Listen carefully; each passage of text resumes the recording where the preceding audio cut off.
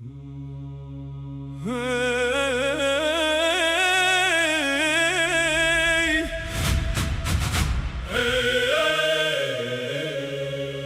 علمدار کربلا عباس نه،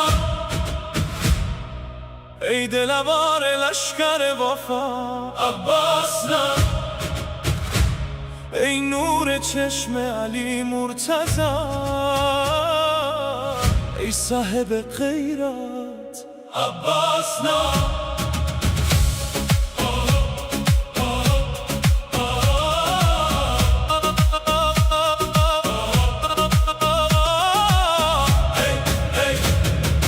در صحرای تشنای کربلا صدای آتش آمد از خیمه ها، آتش گفتن بچه ها با گریه، کجایی ای عباس نه؟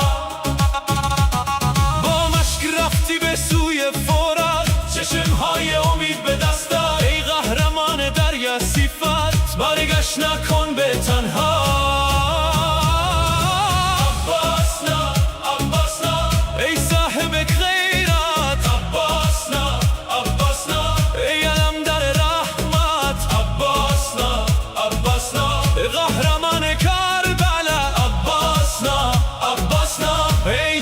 فدای حسین عباس نه.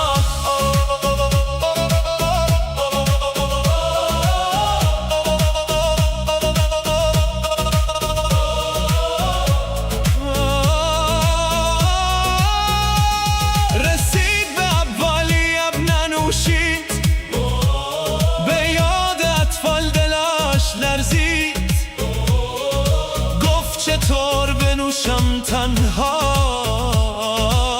و اطفال باشن تشنه.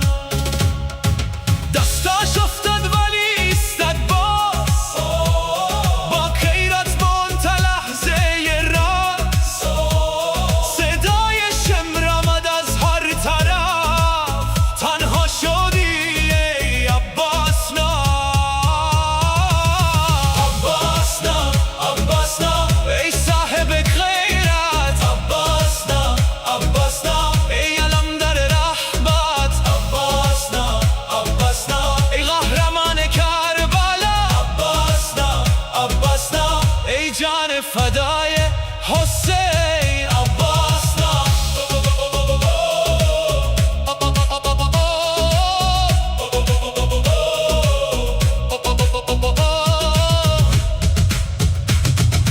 مشک سرخ شد و دلخون شد، خمار بنی هاشم مجروح شد، صدای حسین رسید از دور، کجایی ای عباس نه؟ عباس نه، عباس نه، ای نور دل زهرا عباس نه، عباس نه، ای فخر لشکر عباس نه، عباس نه.